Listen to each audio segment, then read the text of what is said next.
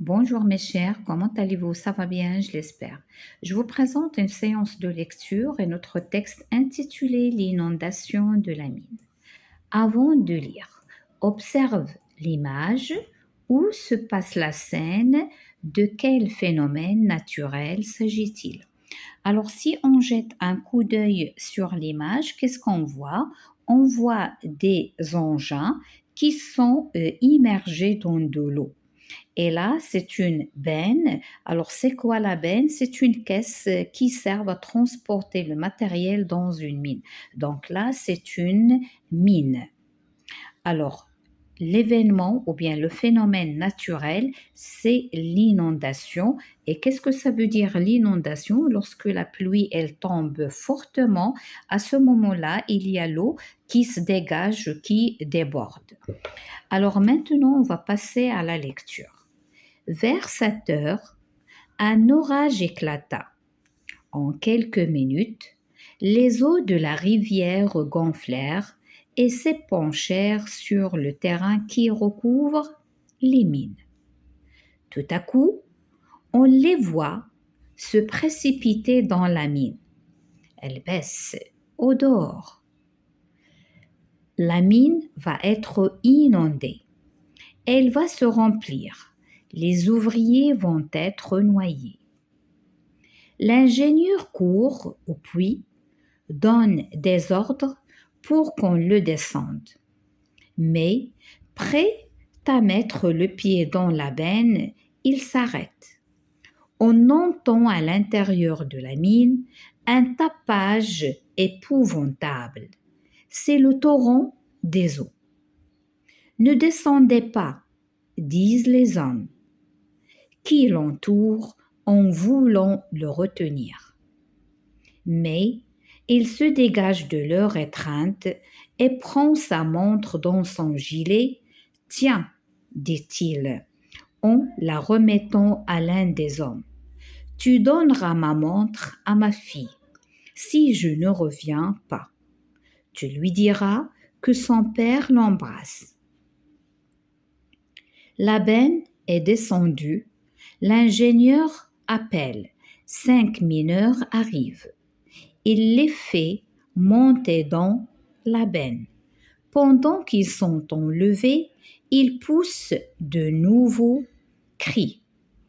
Cependant, les eaux arrivent dans la galerie et à ce moment, l'ingénieur aperçoit des lampes. Il court vers elles. Ayant de l'eau jusqu'aux genoux, et ramène 3 hommes encore.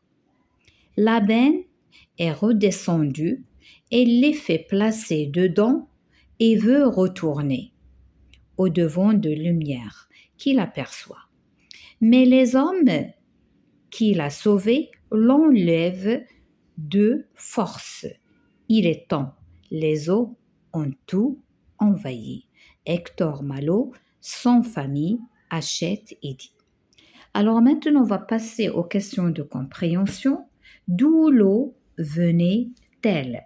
Alors, comme vous voyez ici, les eaux de la rivière gonflèrent et s'épanchèrent sur le terrain qui recouvre les mines. C'est-à-dire, les eaux, ils proviennent de la rivière qui a été débordée. Donc, l'eau venait de la rivière qui a été débordée par l'inondation, bien sûr. La question numéro 2. Qui sauvait les mineurs? Alors, comme vous avez bien écouté, c'est l'ingénieur.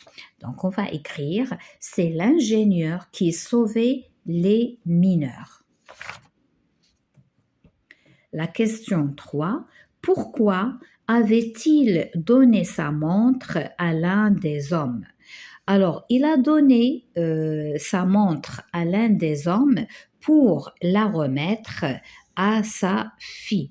Alors, qu'est-ce qu'il lui a dit? Tu donneras ma montre à ma fille si je ne reviens pas. Donc, on va dire, il a donné sa montre à l'un des hommes pour qu'il la remette à sa fille si jamais il meurt dans cet incident ou bien dans cette catastrophe naturelle. 4.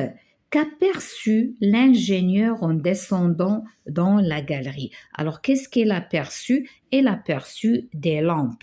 Alors, il est ici, l'ingénieur aperçoit des lampes. Alors, c'est ça ce qu'on va écrire.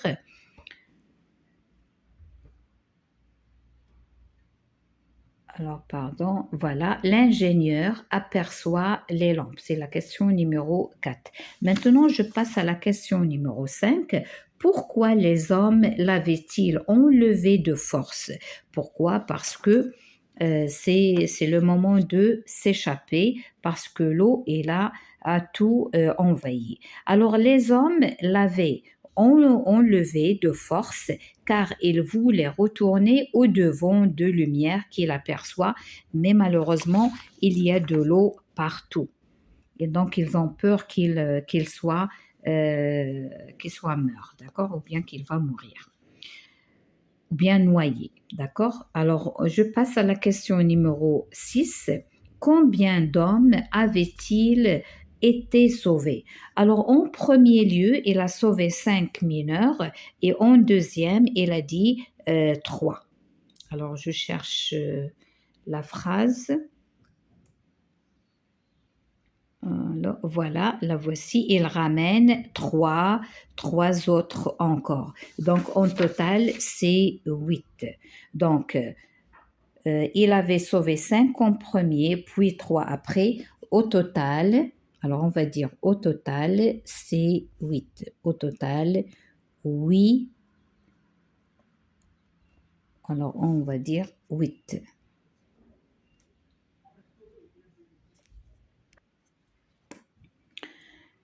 Au total, 8 mineurs sauvés. 8 mineurs sauvés. Sauvés bien sûr par l'ingénieur. Alors la dernière question relève l'expression qui montre que la mine est inondée.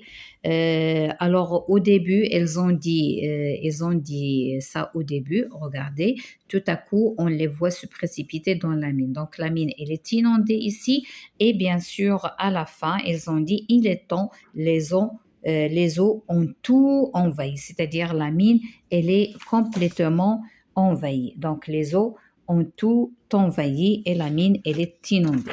Alors maintenant, je passe à la rubrique j'enrichis mon capital lexical. Qui travaille dans une mine? Alors ce sont les mineurs. Alors on va dire ce sont les mineurs qui travaillent dans les mines qui extraient du charbon au fond ou bien du sous-sol ou bien autres matériaux. Cite les sources d'eau. Alors pour les sources d'eau, on a 2 types de sources d'eau. On a les eaux souterraines, exemple les puits qui sont sous-sol, et on a les eaux de surface. Les eaux de surface, exemple les mers, les océans, la pluie, la glace, etc. La question suivante, alors après avoir cité les sources d'eau, 3 emplois épouvantables dans une phrase. Alors tout d'abord, qu'est-ce que ça veut dire épouvantable? C'est effrayant, c'est horrible, qui fait peur.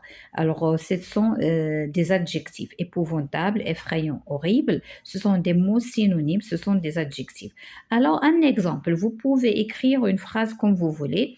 Je vais dire le petit cri de peur d'une sorcière épouvantable, ou bien vous pouvez écrire ce que vous désirez. D'accord? Alors, je passe à la dernière question. Cherche dans le texte le synonyme du mot vacarme. Alors, vacarme, c'est le bruit. Alors, vacarme, c'est le grand bruit. Si on cherche, c'est un adjectif, c'est le grand bruit. Alors, comme je viens de vous dire, vacarme, c'est le grand bruit, mais à partir du texte, il y a les cris. Donc, cri, c'est le synonyme du mot vacarme. Donc, cri, bruit, c'est la même chose. Alors maintenant, je vais relire le texte encore une fois. L'inondation de la mine. Vers 7 heures, un orage éclata. En quelques minutes, les eaux de la rivière gonflèrent et s'épanchèrent sur le terrain qui recouvre les mines. Tout à coup, on les voit se précipiter dans la mine. Elles baissent au dehors. La mine va être inondée. Elle va se remplir. Les ouvriers vont être noyés. L'ingénieur recourt au puits, donne des ordres pour qu'on le descende. Mais, prêt à mettre le pied dans la benne, il s'arrête. On entend à l'intérieur de la mine un tapage épouvantable, c'est le torrent des eaux. Ne descendez pas, disent les hommes qui l'entourent en voulant le retenir. Mais il se dégage de leur étreinte et prend sa montre dans son gilet. Tiens, dit-il, en la remettant à l'un des hommes, tu donneras ma montre à ma fille si je ne reviens pas. Tu lui diras que son père l'embrasse. La benne est descendue, l'ingénieur appelle, 5 mineurs arrivent. Il les fait monter dans la benne. Pendant qu'ils sont enlevés, ils poussent de nouveaux cris. Cependant, les eaux arrivent dans la galerie. À ce moment, l'ingénieur aperçoit des lampes. Il court vers elles. Ayant de l'eau jusqu'aux genoux et ramène 3 hommes encore. La benne est redescendue. Elle les fait placer dedans et veut retourner au-devant de lumière qu'il aperçoit. Mais les hommes qu'il a sauvés l'enlèvent de force. Il est temps, les eaux ont tout envahi. Merci pour votre suivi. À la prochaine, Inch'Allah.